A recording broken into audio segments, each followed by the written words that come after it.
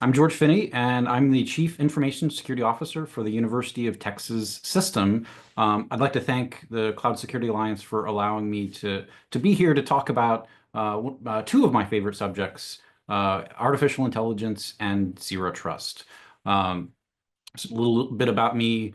As a part of the University of Texas System, we help protect over 100,000 employees and over 250,000 students. And artificial intelligence is definitely something that lots of higher education institutions are thinking really closely about. And we're actually doing some of the things that I'll talk about today in my presentation. I think that artificial intelligence is really ripe, I think, for protection, specifically with zero trust, because as we'll talk about in a little bit, AI is essentially 100% trust. Just like a lot of the other new technologies that came before it, it really wasn't designed necessarily with security in mind, just like the internet protocol wasn't necessarily designed with security in mind. And that means that we as security practitioners will need to help with that. And we can also help our friends in the development community to protect the things that they're working so hard to create. But first, let me just acknowledge I was at a cybersecurity conference just over the summer. And I heard a CEO of a cybersecurity company talking about AI. And what they said kind of shocked me, frankly. They said that artificial intelligence isn't ready for prime time. And they said specifically that they thought AI wasn't ready for prime time because we didn't know how to secure it. Let that sink in. I think we do know how to secure it. And I think the answer is zero trust. First, I'm going to talk a little bit about what zero trust is and what it isn't. Then I'll talk about specifically how AI works. I think we need a better understanding of how AI works. And then we'll talk about the zero trust methodology that John Kindervag created many years ago. And I'll specifically apply that methodology to protecting AI with zero trust. But first, what is zero trust? I think it's important to do this level set and talk about what zero trust really means. A simple definition. Lots of people have their own definitions of what zero trust is, but I've collaborated with the creator of zero trust very closely over the last few years, and his definition is pretty simple. It's a strategy. It's a strategy for preventing or containing cybersecurity breaches by removing the trust relationships that we have in digital systems. Note some of the things that you might have heard about zero trust from marketing teams over the years that aren't included in the definition. Zero trust isn't a tool, right? It's not something you can buy. It's a strategy. What is a strategy? Well, its purpose is for getting a group of people to work together towards a common goal and getting them all on the same page, right? The goal is to prevent, hopefully, or at least contain cybersecurity breaches. And the method that we're going to use for that, right, we can apply this method for every security technology that we have out there, is to remove the trust relationships that we have in digital systems.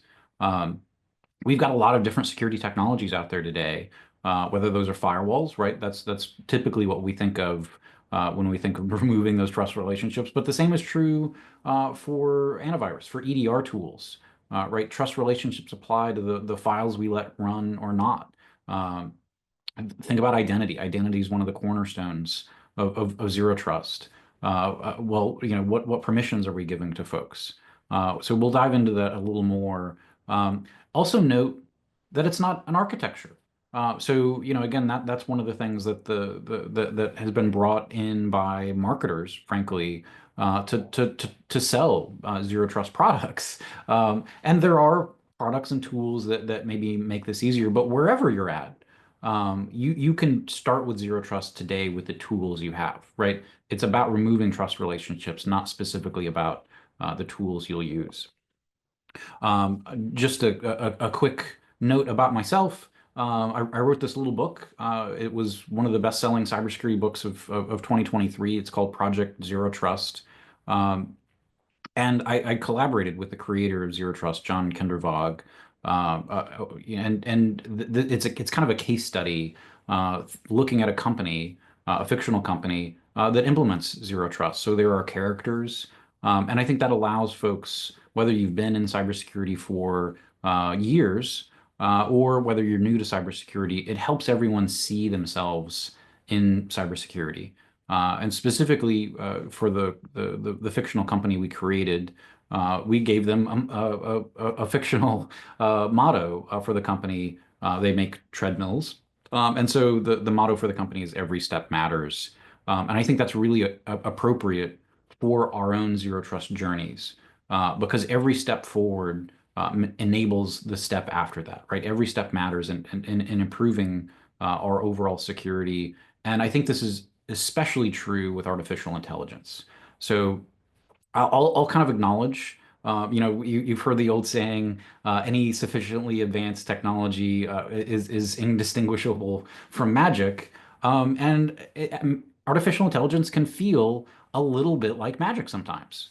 And so, when we're thinking about taking, step by step to improving AI, it's kind of scary. And it's like walking in the dark, right? You don't know what's out there. And that's why we're here today. We're here to kind of break down some of those myths around securing artificial intelligence. And I'll do a quick plug for my next book.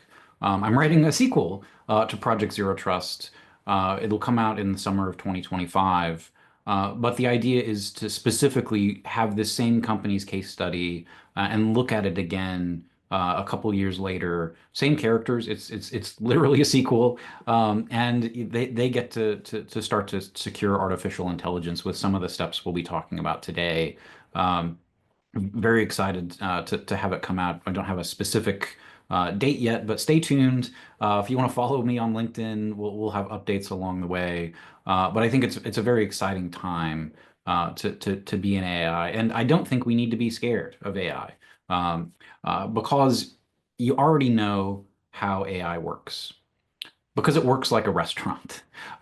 This is one of my favorite restaurants, Bob's Burgers. It's a great cartoon if you haven't seen it.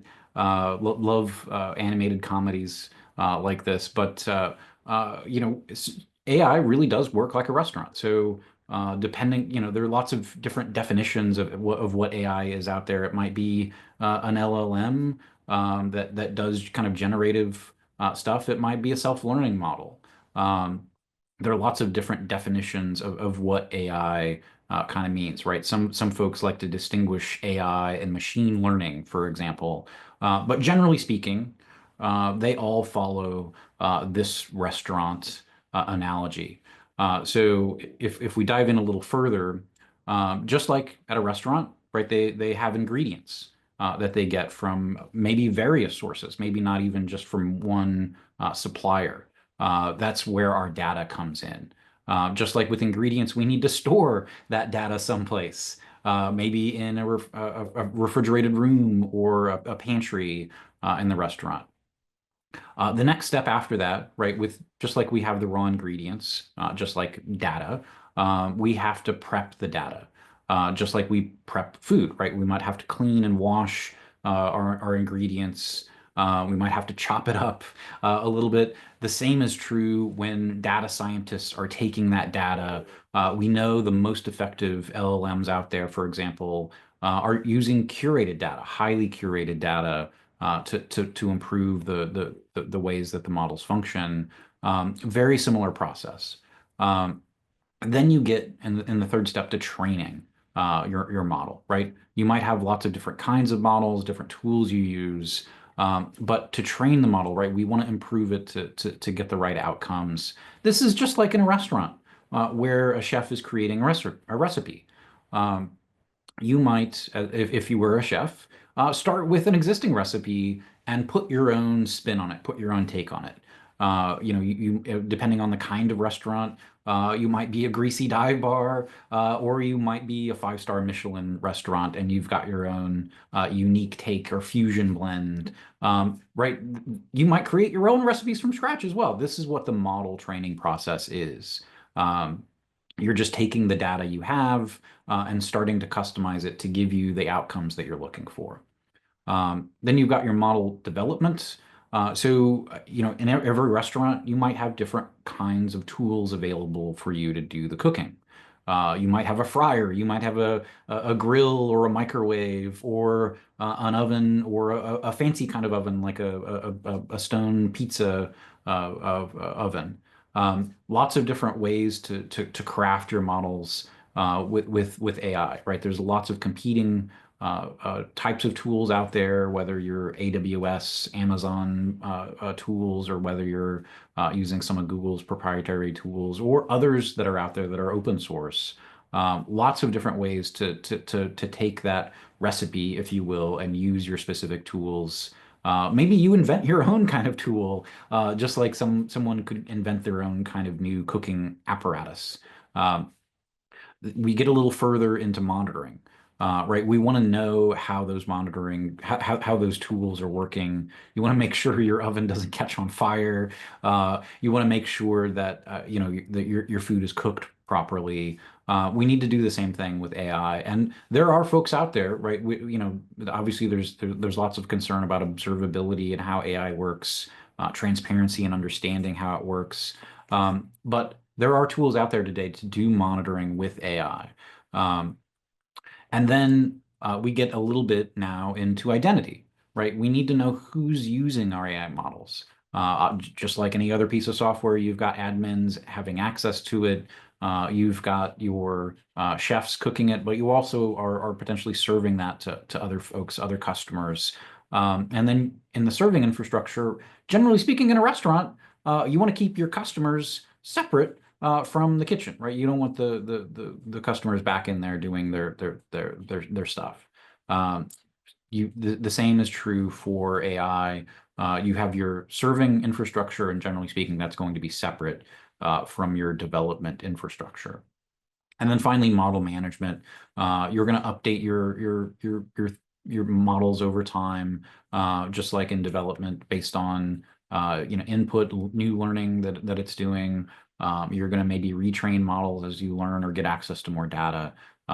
Just like at a restaurant, you might have Yelp reviews, and if people don't like your new dish that you're serving, you're probably going to discontinue it or change it. Um, that's the analogy. So you know how AI works, right? This is kind of an easy analogy for anyone, I think, to understand and consume. Obviously, there's lots of complexity that underlies that in AI models. Let's shift gears a little bit to zero trust. So in 2010, John Kindervag published the paper that coined the phrase zero trust. It's still available on the internet. You can look it up. It's called No More Chewy Centers. But in it, he essentially created these four pillars, if you will, of zero trust. The first one overall is to focus on the business, right? We need to understand how the business works, whether the business is risk adverse or is on the leading edge and embraces risk. Um, Focusing on the business, we've talked about in security for years as something that security needs to align with very closely. And by the way, if you've seen my other Cloud Security Alliance presentations, you'll have kind of recognized this. Again, Cloud Security Alliance has been such a phenomenal partner over the years for me, both in my research for my new book on zero trust and artificial intelligence, but as well as getting the word out about zero trust in the community. I've been on the Cloud Security Alliance's zero trust working group for several years now. I'm also the co-chair of the Cloud Security Alliance's CSO AI safety initiative specifically to help kind of create some frameworks and education principles around how to secure artificial intelligence. And again, I think this idea of designing from the inside out is incredibly important. We know what we're protecting. Generally speaking, in a business, we talk about the crown jewels. With artificial intelligence, again, there may be lots of different ways that your organization uses AI, but we need to focus on what matters most to the organization. Is it the data? Is it a business process? We want to design, wrap our security around those crown jewels, if you will, and work our way inside out rather than from the outside in. Um, Determining who or what needs access. So if designing from the inside out is akin to deperimeterization or microsegmentation, determining access is very similar to least privilege, right? I mentioned identity is one of the cornerstones of zero trust, and we really got to dive in deep here. And then finally, inspecting and logging all traffic. I talked about observability with AI. I've talked about monitoring for AI. This is incredibly important for getting zero trust right so that we can iterate and consistently improve. Um, Kindervog, again, if you're not familiar with Kindervog, follow him on LinkedIn.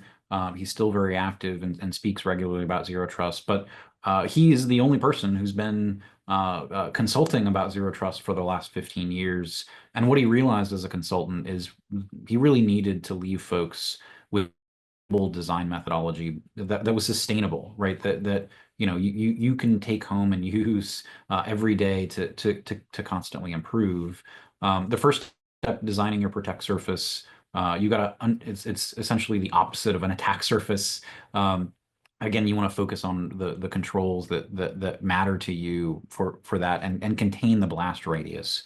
Um, Mapping transaction flows, again, you might have different AI protect surfaces, but you've got to specifically know what traffic is running through that. Architecture we'll talk about in a minute. But again, whether you're talking about your organization using ChatGPT, that's one architectural approach that you'll need to think about. Also, if you're developing your own LLMs, right, you maybe need to have different architectural controls. Identity is a real challenge with AI. So thinking about how we do zero trust with AI, I think is critical. And then again, finally monitor and maintain. We want to iterate to make sure we're getting that right and not missing anything as our models evolve. Um, for a protect surface, again, you could have lots of different protect surfaces with AI. AI isn't just one thing. You might have a Chat GPT instance that folks are using to help create content. You might be creating your own AI focused content with copies of celebrities or whatever your business is doing. You might have an AI agent scheduling meetings. You might have AI backend tools in your ERP system. You might be developing and serving your own LLM. So wrapping those controls around it, I think, is critically important. Understanding what data is being used in those models, right? Having not just a software inventory, but a data inventory as well is incredibly important when it comes to artificial intelligence. There is a zero trust learning curve. Again, you want to learn and start from the beginning and then focus on your crown jewels as quickly as possible. Um, I mentioned mapping your transaction flows. So if we go back to those first 8 steps in AI, right, there's some specific things under those steps that you need to think about, right? You might be getting open source data sources. You might have generative adversarial networks creating new data for you. Um, there are already attacks against data sources that you need to be aware of. That your data sources may already be compromised before you're getting them in. There are lots of things under data prep, right? Each step may have its own tools that you're using, whether it's to train the models with different Python tools, whether it's using model development to tune them, to evaluate and orchestrate those models, to maybe combine multiple models in a trench coat, so it looks like one thing to your end users. I'll also note at the bottom, you see there's a difference between what's called ML ops or machine learning operations, right? That's the creation of new models. And then you've got LLM ops, which is really about serving those models to folks. Two separate kind of disciplines that we need to think about because serving looks very different. Having guardrails and understanding what protections or how folks might be trying to misuse things with prompt injection. But looking at this eight-step model, we know that there are steps that attackers are using to attack every one of these eight steps in the process. Um, this is why it's critical with zero trust to understand how each protect surface works and map all of the transaction flows within that protect surface so that you can wrap your controls and in the next step architect your controls appropriately. So we know attackers, cyber criminals are poisoning our data. We know they're trying to pull data out of those models in the data prep stage. We know they're poisoning the data. We know they're extracting your models so that they can copy them. One of the worst quotes about AI, if that's a thing, Vladimir Putin says, whoever controls AI controls the world, right? I think there are real incentives for some of our adversaries out there to leverage and steal our intellectual property that we're developing, or to use AI adversarially against us, whether that's through prompt injection, output manipulation uh, to to to spread misinformation. Um, let's talk about architecture a little bit. So say I've got an organization who's using ChatGPT. How do they secure use of ChatGPT to make sure folks aren't uploading potentially sensitive data to ChatGPT to create presentations or what have you? Um, that will look very differently from an LLM. So one example I give to help secure something like ChatGPT that's in the cloud, you might consider using an enterprise browser that allows you to enforce policy at the browser level, as one example. Um, but unfortunately, a lot of the things around AI, we're essentially in the same position that we were 10 years ago when our organization started moving en masse to the cloud. Right, we didn't have those controls in the cloud right away as that shift happened. We lost a lot of visibility. There weren't great architectural controls in the cloud, right? Obviously, that evolved over time, and the same will be true for AI. But I think today, something that you can wrap around easily is an enterprise browser. I think we also have to understand the risks that have and changes in technology that have come along, specifically around privacy-based protocols like TLS 1.3 or Google's Quick protocol QUIC that enforce privacy, right? They don't allow for kind of the decryption that some of our inline network-based security tools require. Um, that again, if we're not able to be in line and to enforce those controls on a network level, that forces us back to either look at architectural controls from an agent perspective, like an enterprise browser, or enforce controls through like an API connection into some of those cloud services. So there is this model again architecturally as an option for you. Um, just like we have web application firewalls or API firewalls. The organizations that have developed what's called an LLM firewall. So essentially, that's just another AI model that's sitting in the middle between your maybe insecure LLM model and an attacker or a client. The clients, it's transparent to them. They don't know they're talking to the real LLM, but this LLM in the middle, if you will be able to talk to them to make queries. But this allows inspection to be done at the middle without exposing direct access to your data. Right. So think about what's happening with prompt injection, where folks are just iterating, and again to trick an LLM like ChatGPT into giving you recipes for making a weapon, for example. Again, from a security perspective, we need to have access to visibility into that data so that after a couple of iterations, right, we can block that end user. We can use our other security controls so that that attacker can't continue to iterate. And some folks may iterate for weeks or months to work around those guardrails that are built in to your LLM. So not exposing direct access to your LLM. Again, this is a great example of zero trust architecture at work. We don't trust the systems that we use. So we're putting in controls to wrap around that.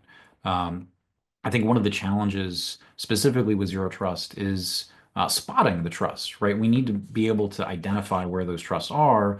And whoever you are in IT, right? I think the most important part of zero trust are the people that we're relying on, right? Whether it's network engineers or firewall admins or developers or identity folks or AI, data scientists, right? We need to help all of those folks be able to recognize the trusts. So I think an easy way of thinking about that, spotting a trust, is where these seven columns and rows intersect, right? Where do users intersect with identity or workload? Where do applications intersect with workload or transactions? Those are typically where the trusts come in. So the fourth stage with zero trust is identity. And frankly, identity is one of the biggest challenges around artificial intelligence. So particularly on in the upcoming AI kind of innovations around agentic. So that's just agent-based AIs that go out and do stuff for you.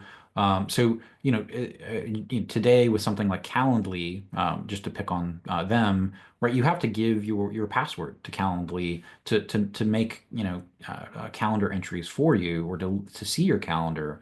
I think this creates a confidentiality issue with being NIST compliant, right? If you're giving your password away for an agent to go act on your behalf, how do you ensure that that's acting on your behalf and not doing other things like sending emails that are hallucinatory in nature, for example? How do you enforce multi-factor authentication requirements with an agent based? Um, Another example might be an AI feature within your ERP system that some of these organizations are rolling out. Again, that might be different. It might have access to the entire ERP system. And how do you ensure that permissions are happening appropriately or controls are being put in place so that users don't have access to data that they don't need access to? Um, will continue to be a challenge for us. I think, again, Zero Trust can give us those additional controls that maybe aren't baked into those AI systems, maybe aren't baked into some of these new AI-based features that are connecting through agentic or other tools, right? I think AI or Zero Trust will be the way for us to continue to be NIST compliant and embrace AI within our organizations. Finally, monitor and maintain. Again, we want an iterative process to be able to secure zero trust. And obviously, there are lots of ways of doing this. There are AI penetration tests. You can do AI tabletops. The folks at NIST created what they call their AI risk management framework. So these are the four stages of their AI risk management framework. I think this really closely aligns with monitor and maintain, right? You need a governance group managing AI through its entire life cycle. You need to be able to map, measure, and manage your AI systems. And you're not going to start at a high level maturity on day one, which is why there is a zero trust maturity model. So this is the maturity model that John Kindervag initially created. There is an additional maturity model for zero trust put forward by CISA. I encourage you to check that out. And I think the best way of understanding AI is to play with it. Right, there are open source AI models that you can download to, a gaming computer that has those kinds of resources. You can play around with ChatGPT and think about prompt engineering. You could look at some of the folks that are putting stuff out there on YouTube. But there are also a lot of great books out there. Highly recommend. These are my top 8 favorite reads around zero trust and AI. So I always think about the security issues as I'm reading these books. But a couple of great ones that focus on security are Justin Hutchins' Language of Deception and Perry Carpenter's Fake. thinking about how to manage deepfakes and social engineering issues where the attackers are actively using AI to compromise us. So with that, thank you so much for taking the time to hear about AI and zero trust. Again, my name is George Finney. You can feel free to connect with me on LinkedIn, and I talk a lot about AI issues and zero trust there. So thank you so much for your time, and look forward to extending the conversation.